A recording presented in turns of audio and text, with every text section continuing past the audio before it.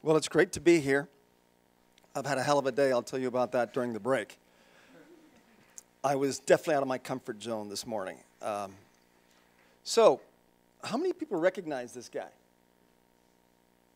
This is a buddy of mine. This is Garrett McNamara. Garrett is also the same guy on that wave. He, a few months ago, rode the biggest wave in the world. Now, what do you think Garrett's relationship to uncertainty is? Pretty good, huh? I mean, he doesn't worry too much about it. I mean, he's going to have to figure out how to come off this wave, because otherwise, he could die. But think about yourself. How comfortable are you every day with uncertainty? And how comfortable are you trying to figure it out every step of the way? And what is it about? Is it really about stepping out of your comfort zone? And what is it about stepping out of our comfort zones that, gives us a little bit of pain, discomfort? Is it change? But does change always have to be for bad? Can it be for good? And is stepping out of your comfort zone on a personal level the same as stepping out of your comfort zone at a professional level? Those are interesting questions. Well, let me tell you my story, because I've had a pretty diverse personal and professional life. I'm going to talk about my professional life today, primarily. But I think it's the best way to get you to relate my message here today. This is 1968. Looking around, I think that very few of you were actually born then. That's okay. In 1968, I grew up in Woodland Hills, California. And that's a suburb of LA. And I used to have a lemonade stand. I was a bit of an entrepreneur. Did I take a lot of risk? Not really. 73 to 76, I was a paper boy. I delivered the Los Angeles Times. And every day, a big truck would leave a big stack of papers in front of our house. And my mother and I would get up at 5:30 in the morning, put rubber bands around the papers, and I'd deliver the paper. So again, I was a bit of an entrepreneur. Between the ages of 18 and 24, okay, that picture is not exactly me, but I could have been, I was very similar to that, because I had long hair, and I had glasses, and they didn't have cameras back then. So I saw this picture, and I said, that's a lot of like how I looked, okay? And sure enough, I got a bachelor's in mathematics at BU in Boston. Did my master's courses in computer science. I got the Kodak Award for excellence in computer science. Kodak has disappeared, but still, I got that award. And I got my first job as a database programmer. So what's probably the best way to describe me as an individual back then? I was a nerd. I was a nerd, a complete nerd. But I was proud of it. I was really proud of being a nerd. But probably the worst thing that happened to me in those early years was a woman, Bonnie, my first girlfriend at the age of 14. This is like, I was on the football team. I was the All-American jock. I mean, I thought life was good. And I had this girl that was my sweetheart. And then one day she says to me, Paris, it's over. I'm like, what do you mean it's over? She said, listen, Paris, my friends, they all have boyfriends that cheat on them, play games. I mean, it's exciting. You're boring. I mean, you're like a straight line. You're so predictable.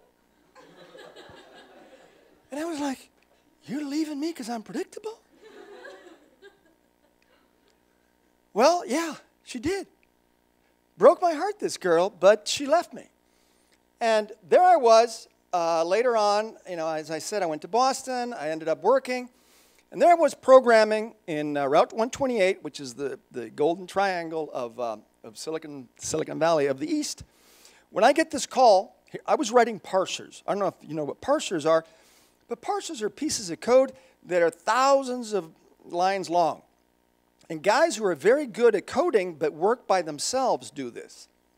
I was a hermit, okay? But I knew I had a problem, that I was a little nerdy.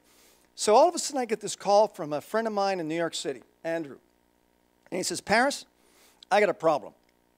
Okay, I've got a venture capital fund I'm starting, and I need someone I can trust to run sales. And I was like, sales? What are you, kidding? I mean, you know I'm a nerd, Andrew. I said, and Andrew says, yes, Paris, I know you're a nerd, but I trust you. You're a friend. Can you do it? I says, well, I can't do it because I don't know anything about it. He says, but if I put you through a training program, will you do it? And I thought about it for a while, and I said to myself, I know I'm too nerdy. I know I've got to change. I don't know how to do it, but this is an opportunity. And I always believe that you have to take opportunities. So I decided to pack my bags, get a U-Haul truck, and I moved to New York City. And I began what Andrew called the Invisible Fish Training Program. Now, all my friends that graduated from college and ended up at training programs in New York, they were at fancy training programs, you know, like J.P. Morgan and stuff like that, where it was like, you know, this was like, you know, where the elite went. This was nothing like that, believe me. So Andrew says to me, I'm going to pick you up on Monday. And I was wearing my suit. I mean, you saw what I looked like. I was in a suit. And he took me down to Soho. And we go into a room that was probably twice the size of this. And there's 100 people there selling over the phone encyclopedias all over the country. And there's a board, something like this, where the top 10 people who sold that week had their names on there. And Andrew said to me, Paris, I am paying Dennis, who runs this place, to hire you. And they're going to teach you to sell over the telephone. Because the Invisible Fish Training Program, it's about selling over the phone and then selling face-to-face. I said, okay. And he said, I'm going to come in here only on Fridays, and I'm going to look at that board and see if your name is on there. I said, okay. Well, let me tell you, the first week, my name was not on there. The second week, it was not on there either. The third week, it wasn't on there either. So can you imagine this little guy in a suit, in his limousine, arrives every Friday, opens the door. All these kids are like looking at Andrew show up. And this guy's a millionaire, multimillionaire, big New York family. And he's looking at the board, sees I'm not there, doesn't even look at me, closes the door and walks out. And everybody's laughing. So the first, couple of weeks, I'm laughing too because I'm thinking this is funny. The third week, the nerd is thinking, hey, I may be a bit nerdy, but I got some pride.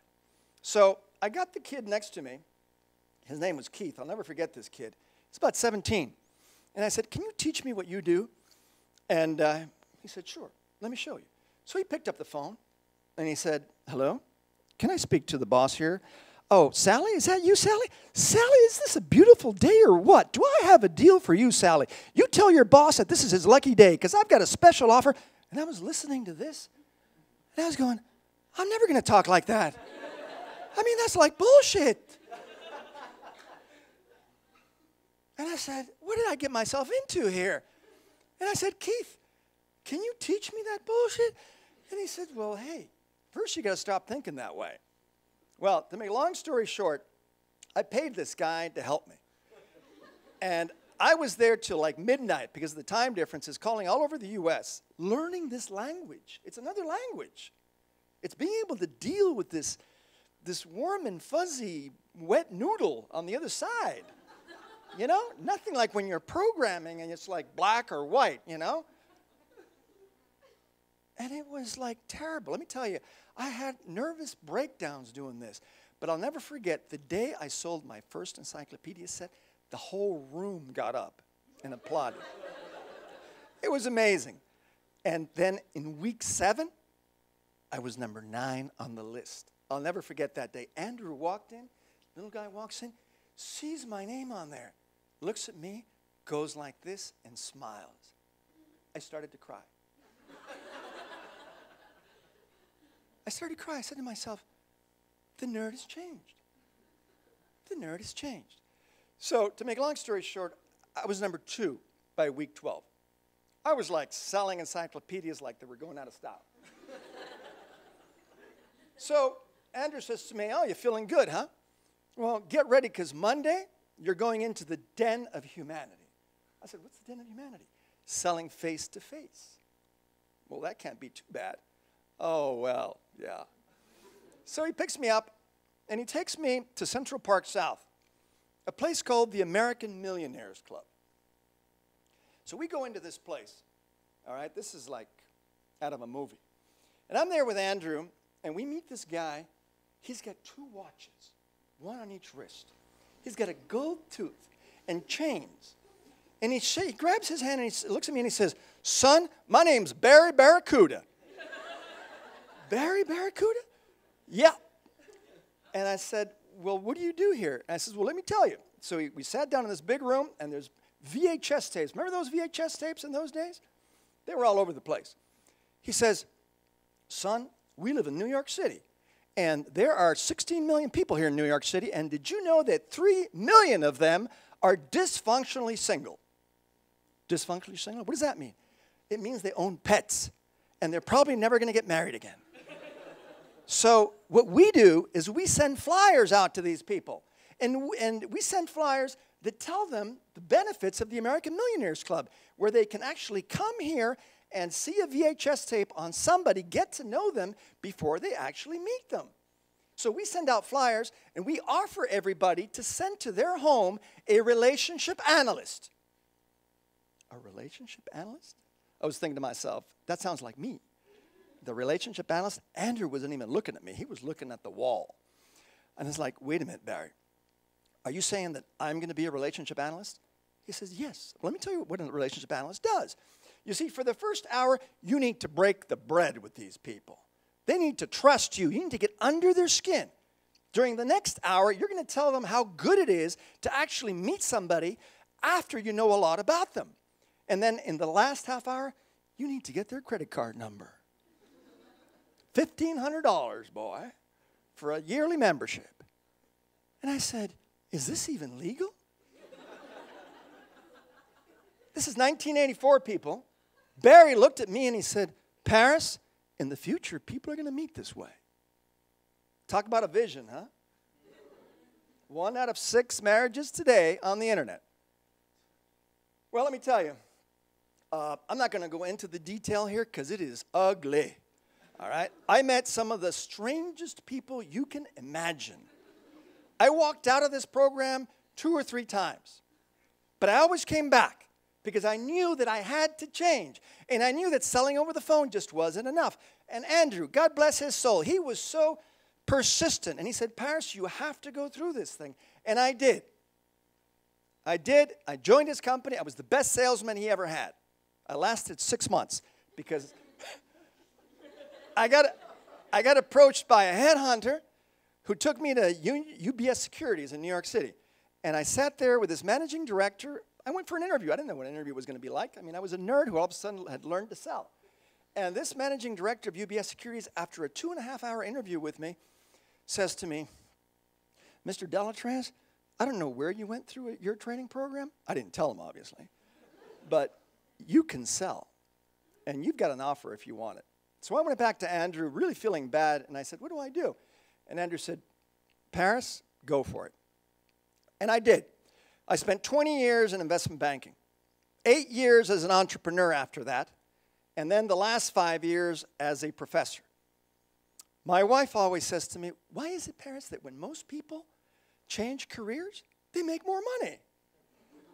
And you go from investment banking to entrepreneur to the doghouse, a professor. What is wrong with you, boy?" Well, at least I am enjoying what I'm doing. So the point I'm trying to make here is that it's about your comfort zone. I was forced out of my professional comfort zone repeatedly during that time, repeatedly. So what did I do? I finally decided to become a professor, as I told you. But to become a professor, you got to get a PhD. It's not that simple. So what did I decide to study? I decided to study what I call quants. Think about this. People like me, when I got from Boston to New York City, people who don't like leaving their professional comfort zones, that struggle with ambiguity. People that are usually mathematically minded, obsessed with objectivity, that believe that more information means more certainty, that exhibit a fairly closed mind, that struggle sometimes with communications. And I studied these people in many, many firms for 5 years. So let me ask yourself, do you think we're born quants? Think about this.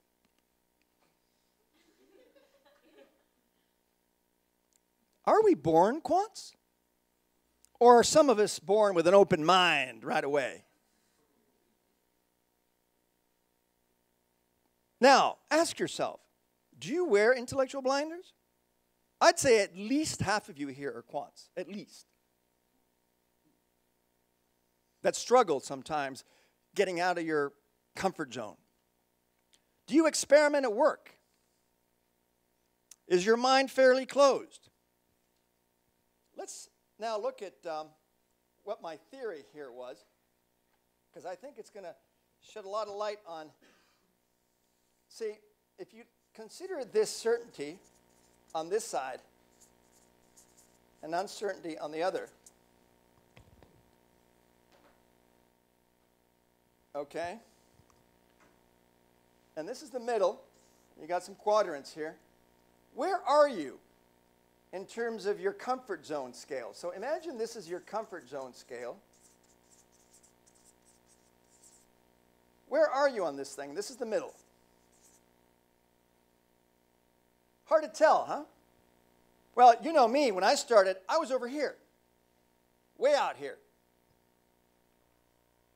So what were some of the conclusions that I got from my research work? Well, the first conclusion was pretty simple. We have two comfort zones, our personal one and our work one, our professional one.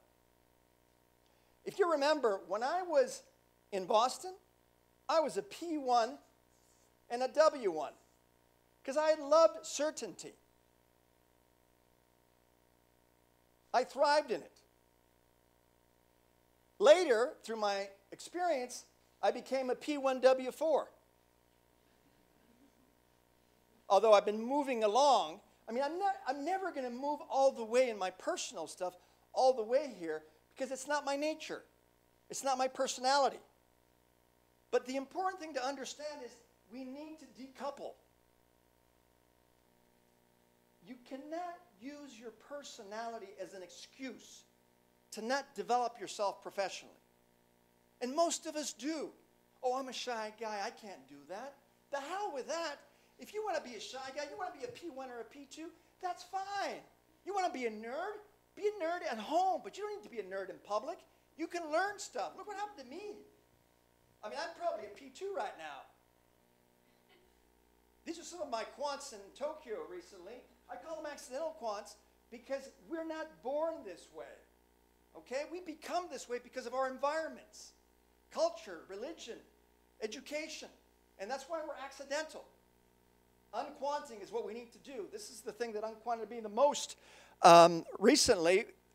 This picture is amazing. This is me inside a limousine going into Neverland for Michael Jackson's 45th birthday. Yeah, people thought I was crazy. I thought I was crazy before I went there. And it was one of the most amazing experiences of my life. Everybody thought what they thought of Michael Jackson before he died. Now they realize that those were all lies. But believe me, this unquanted me. It didn't take me out all the way out to P4, but it got me closer to P2.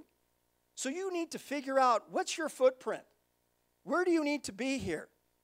Because we're all different. But don't use your personality as an excuse. And I want to end by saying to Bonnie that wherever you are, baby, out there, I hope you found the uncertainty you were looking for. And also to tell you that this issue of quants is very important, because the companies of today demand these kinds of people that are actually quants. It's not about not being mathematical, but it's about opening your mind. Because with big data and with all these things going out there, we're being forced towards certainty. All our disciplines are taking us in that direction. And what we need to do is make sure that we don't lose our way and understand that as the world becomes more uncertain, as our career paths become more uncertain, it's only going to get worse. And unquanting is no longer a luxury, it's a necessity. Because the world out there is getting more uncertain every day. Thank you.